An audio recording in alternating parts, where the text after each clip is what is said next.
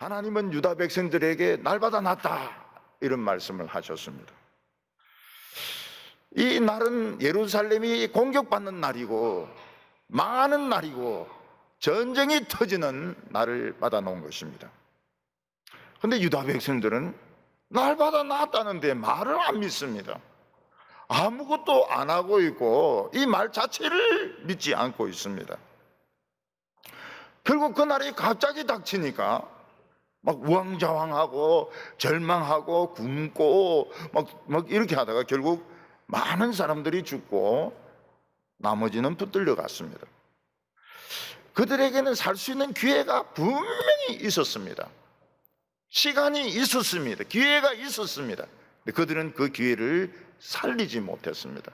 날 잡아놨다 이러는데 그 말을 안 믿어요. 안 믿고 준비도 안 하고 그러다가 딱딱 치니까 우왕좌왕하다가 다 망쳐버렸던 것입니다.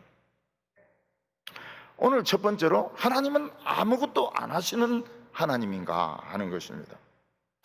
스바냐 선지는 요시야 때 선지자입니다. 요시야는 유다의 마지막 부흥의 불길입니다. 그리고는 꺼집니다. 몇백 년간 부흥의 불이 오지 않습니다. 요시야의 아버지는 므낫세였는데 예루살렘을 완전히 쓰레기통으로 만들었습니다. 보통 쓰레기 아들은 쓰레기 아닙니까?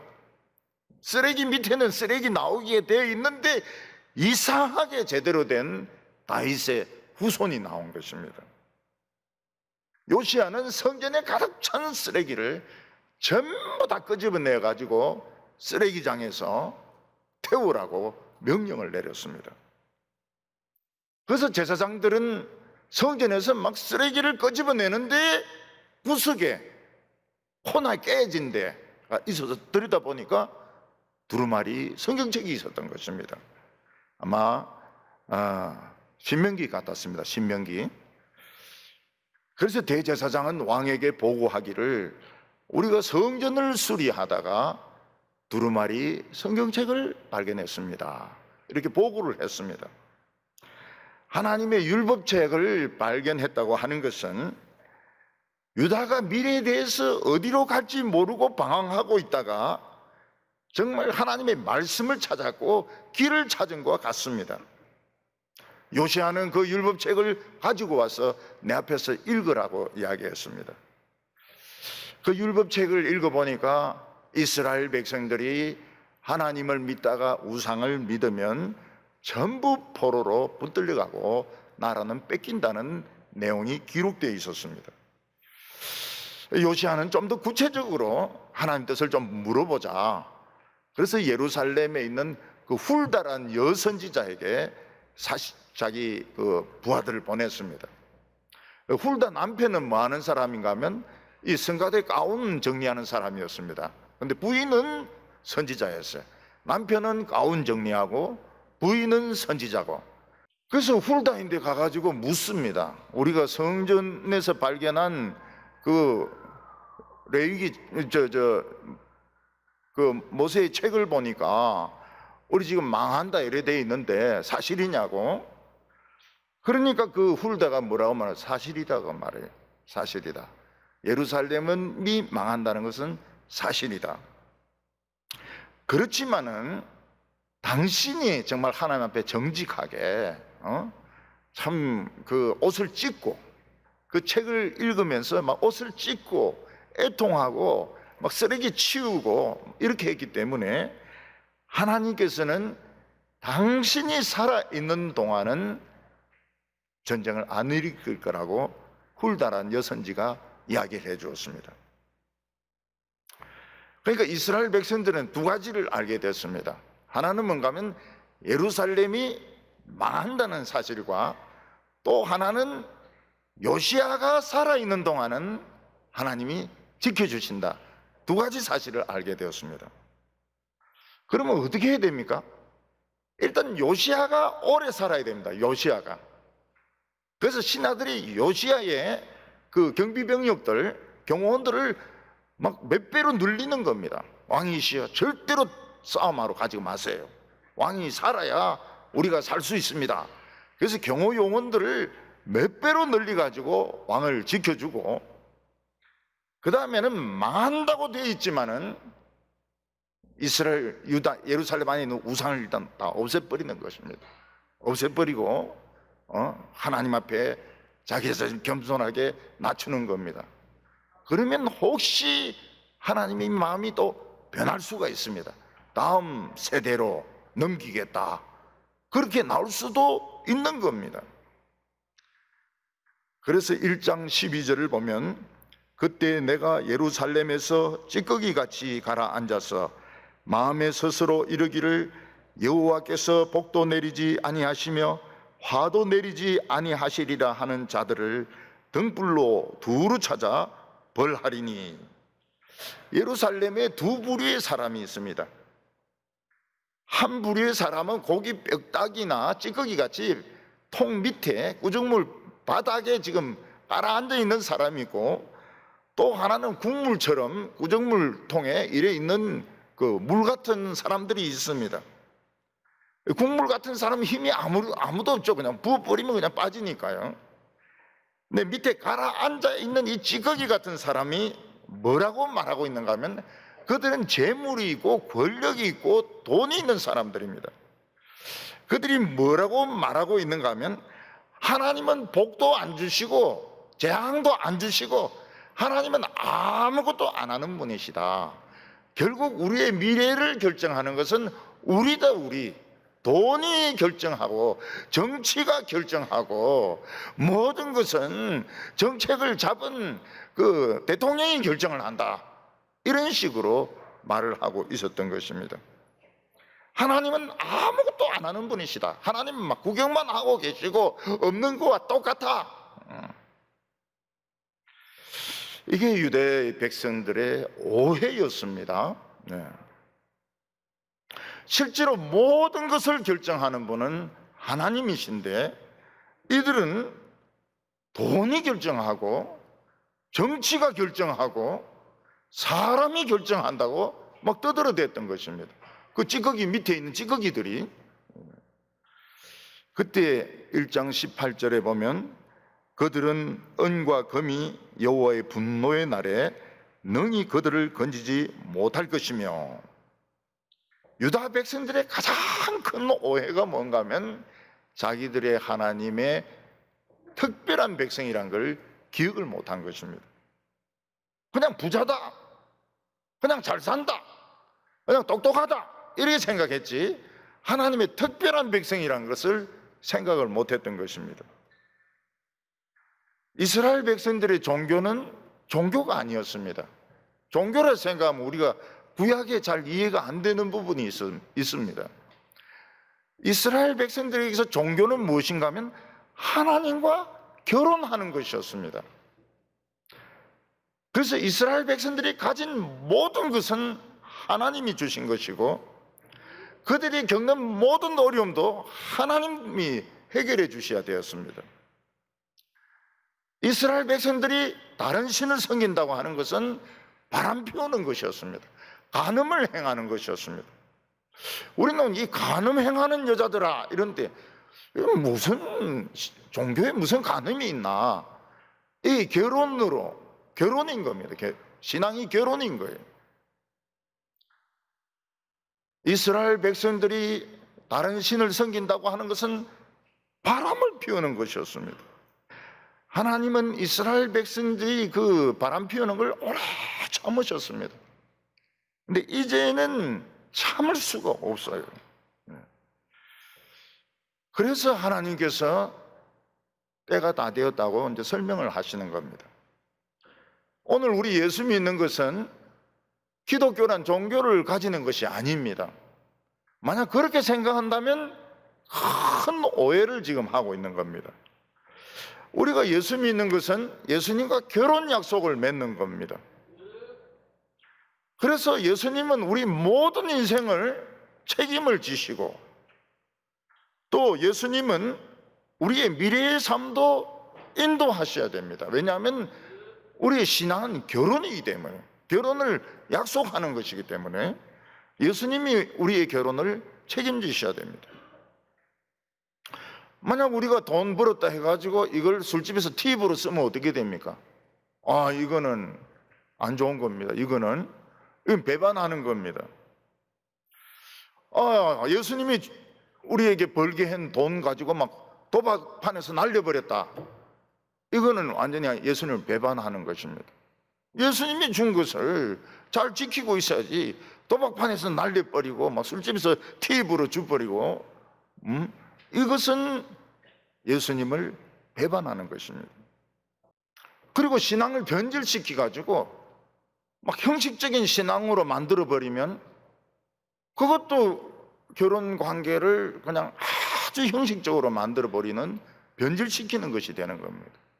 그것도 간음은 아니지만은 그것도 나쁜 거예요.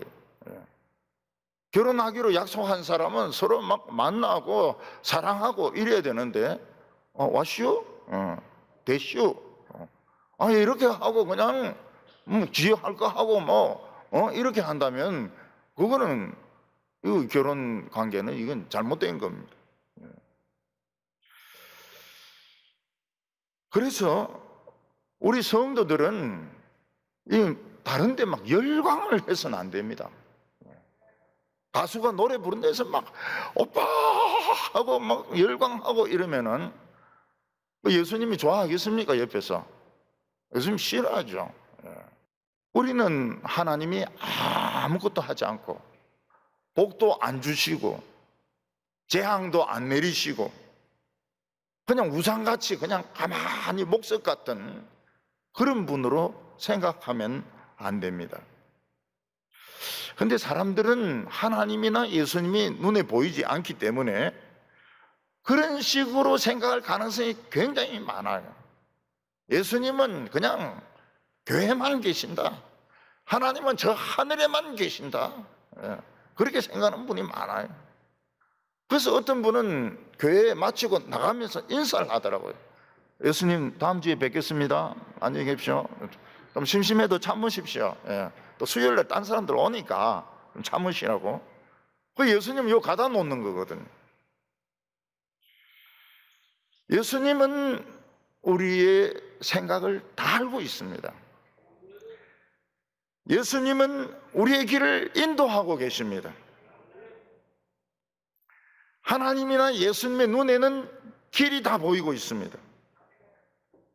그래서 우리는 그 길을 찾아야 사는 겁니다. 하나님은 축복도 주지 않고 재앙도 안 준다, 그냥 목석 같은 분이다, 이런 이야기한 사람들은 횃불로 저 구석구석에서 다 찾아내어서 벌 주겠다고 말씀하셨습니다. 1장 13절 보면 그들의 재물이 노략되며 그들의 집이 황폐할 것이라. 그들이 집을 건축하나 거기 살지 못하며 포도원을 가꾸나 그 포도주를 마시지 못하리라. 예루살렘에 있는 그 찌꺼기들은 돈이 많아요. 그래서 집 하나로 만족을 못하고 새 집을 또 짓습니다. 그러나 하나님께서는 그 새 집에서 못 살 거라 그랬습니다. 왜냐하면 너무 재앙의 날이 가깝기 때문에 바벨론이 쳐들어와서 새 집 부숴버리고 재물 다 뺏어갈 거라는 것입니다. 그들은 자기들이 가지고 있는 그 포도원으로 만족 못합니다. 그래서 새로 포도원을 만들었습니다. 근데 그 포도원에 있는 포도주를 먹지 못할 거라는 거예요. 왜냐하면 받은 날짜가 너무 지금 촉박해가지고 그 포도 다 뺏기고 딴 사람들이 먹을 거라고 말씀을 하고 있습니다. 근데 오직 요시야 왕만이 하나님의 말씀을 믿고 우상을 없애고 우상을 태우고 하나님께 예배드리고 모든 그 쓰레기들 다 지금 막 치우고 있었습니다. 밑에는 쓰레기인데 위에는 등대에 불이 붙고 있는 것입니다. 한 모순된 현상이죠. 밑에는 쓰레기인데 위에는 마지막 등대에 등불이 붙고 있습니다. 만약 이스라엘 백성들이 이 마지막 등불이라는 걸 안다면 위에 있는 등불을 지키면서 밑에 있는 쓰레기를 자꾸 바꿔야 됩니다. 하나님의 말씀으로 자꾸 이거 밀어내고 하나님 말씀으로 자꾸 채워 넣어야 이 등불이 오래 갈 수가 있는 것입니다.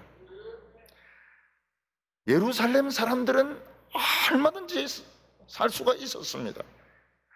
일단은 요시야가 살아있는 동안에는 전쟁이 못 일어나도록 하겠다 그랬으니까 요시야의 경호원을 붙여가지고 못 나가도록 하고 요시야 좀 오래 살도록 그래 지켜주고, 그리고 쓰레기를 자꾸 버리고 하나님의 말씀으로 자꾸 집어넣고 이래 하면 이스라엘은 살 수 있습니다. 예루살렘은 살 가능성이 굉장히 높습니다. 그렇게 하기 위해서는 자신의 욕망을 줄여야 됩니다. 하나님께서는 욕심을 줄이라는 거예요. 욕심을 줄이라는 거예요. 그래서 막 집 하나로 만족하고 하나는 남 주든지 팔아버리든지 이렇게 하고, 그리고 포도원도 그냥 작은 포도원으로 만족하고 또 다른 포도원은 남 주든지 팔아버리든지 이렇게 해가지고 자기의 욕망을 좀 줄이라는 거예요. 자기 욕망을 좀 줄이라는 겁니다. 그렇게 하면 하나님께서 굉장히 놀랍게 쳐다보십니다. 야, 이 내 백성이 정신을 차리는구나. 내 백성들이 자기를 설득을 시켜가지고 욕심을 줄이는 거구나. 이 가능성이 있는 사람들이구나. 그래서 하나님은 전쟁을 연기시킬 수 있습니다. 그 자꾸 연기되다 보면은 취소가 될 수도 있어요. 이스라엘 백성들이 지금 시대만 깨닫기만 하면 이게 마지막 등불이다. 요시야는 이스라엘을 밝히는 마지막 등불이, 우리 이거 꺼트리면 안 된다. 계속 요시야의 등불을 밝히고, 쓰레기는 하나님의 말씀으로 바꾸고 욕심은 줄이고. 사람이 욕심을 줄이기 굉장히 어렵습니다. 자기 자신을 막 설득을 해가지고 욕심을 완전히 버릴 수는 없고 욕심을 좀 줄이는 거죠. 그것만 해도 대단합니다. 대단히 공의스러워요. 굉장히 공의스러운 결과가 나타나게 됩니다. 그래서 하나님은 아무것도 안 하시는 분이 아니시고 하나님은 모든 것을 하시는 분이시다. 그 대신에 신앙은 결혼이라는 거예요. 결혼.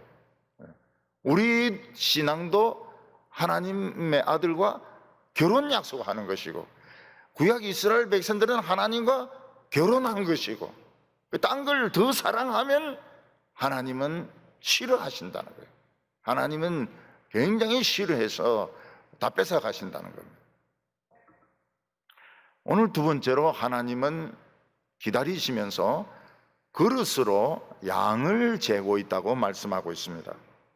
1장 14절에 여호와의 큰 날이 가깝도다. 가깝고도 빠르도다. 여호와의 날의 소리로다. 용사가 거기서 심히 슬피 우는도다. 그 날은 분노의 날이요 환난과 고통의 날이요 황폐와 패망의 날이요 캄캄하고 어두운 날이요 구름과 흑암의 날이요. 하나님 앞에 세 개의 통이 준비되어 있습니다. 하나는 세상의 죄가 차는 거고, 두 번째는 유다 백성들의 죄가 차는 거고, 세 번째는 유다 백성들의 기도가 차는 것입니다. 지금 제일 빨리 올라가고 있는 것이 유다의 죄의 이 구정물통이었습니다. 유다 백성들이 이 구정물통을 좀 비우고 믿음의 이 기도의 통을 좀 더 채우면 어떻게 됩니까? 환난은 넘어갑니다. 환난 넘어가고 부흥이 와요. 그런데 죄가 제일 빨리 올라가고 있습니다. 그날이 전쟁의 날이요 예루살렘이 망하는 날이고 그날이 굉장히 가깝고 가깝도다라고 말씀하고 있습니다. 근데 유다 백성들인데 이 통을 보면 이 유다가 이 올라가는 이걸 좀 낮추고 낮추고 기도는 좀 올리고 이러면 쉽게 넘어간다고요. 쉽게. 전쟁이 쉽게 넘어간다고요.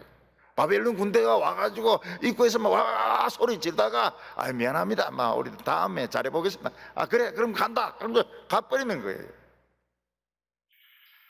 근데 왜 이 날이 예루살렘이 망하는 날이 아니고 여호와의 날입니까? 여호와가 얼마든지 바꿀 수 있는 날이기 때문에 그런 것입니다. 용사가 슬피 우는 날입니다. 동료들이 죽었으니까 슬피 울죠. 분노의 날입니다. 아이들이 죽고 여자들이 붙들려 가니까 분노가 일어나게 됩니다. 그렇지만은 여호와의 날입니다. 하나님은 얼마든지 바꿀 수 있습니다. 살 길이 있습니다. 마지막 불길이지만 불길이 오래 끌면서 나중에 막 요시아가 늙어가지고 막 치매가 오더라도 살아있는 동안에는 전쟁은 안 오거든요. 너무 일찍 전쟁터에 보내가 죽잖아요. 오늘 마지막으로 하나님의 백성들이 살 길이 뭐냐 하는 것입니다. 예루살렘 사람들이 살 길은 얼마 남지 않았습니다. 하나님은 그들이 살 수 있는 길을 가르쳐 주셨습니다. 그게 뭡니까? 모이는 겁니다. 2장 1절에 수치를 모르는 백성아 모일지어다. 수치를 모른다는 거예요. 한 번, 두 번 죄를 지으면 부끄럽죠. 그러나 자꾸 죄를 지으면 부끄럽지가 않아요. 당연하게 느껴지는 것입니다. 뻔뻔스러운 자들이지만 그래도 오라는 거예요. 뻔뻔스러워도 오라. 내가 고칠 테니까. 아유, 하나님, 지금 코로나인데 어떻게 모입니까? 개인간 거리 유지하면서 모이라 이게. 모이서 기도해라는 겁니다. 하나님은 예루살렘 사람들을 수치를 모르는 뻔뻔스러운 사람이라고 말씀하십니다. 그들은 죄를 지으면서도 하나님은 모를 거라고 생각하고 있습니다. 2절에 명령이 시행되어 날이 겨같이 지나기 전, 여호와의 진노가 너희에게 내리기 전, 여호와의 분노의 날이 너희에게 이르기 전에 그리할지어다. 아직 기회가 있는 겁니다. 하나님의 명령이 시행되기 전에, 날이 겨같이 지나가기 전에, 여호와의 진노가 너희에게 임하기 전에, 여호와의 분노의 날이 너희에게 이르기 전에 그리하라는 겁니다.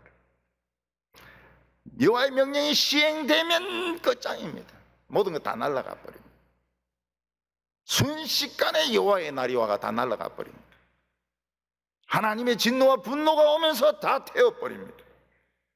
2장 3절 보면 여호와의 규례를 지키는 세상의 모든 겸손한 자들아, 너희는 여호와를 찾으며 공의와 겸손을 구하라.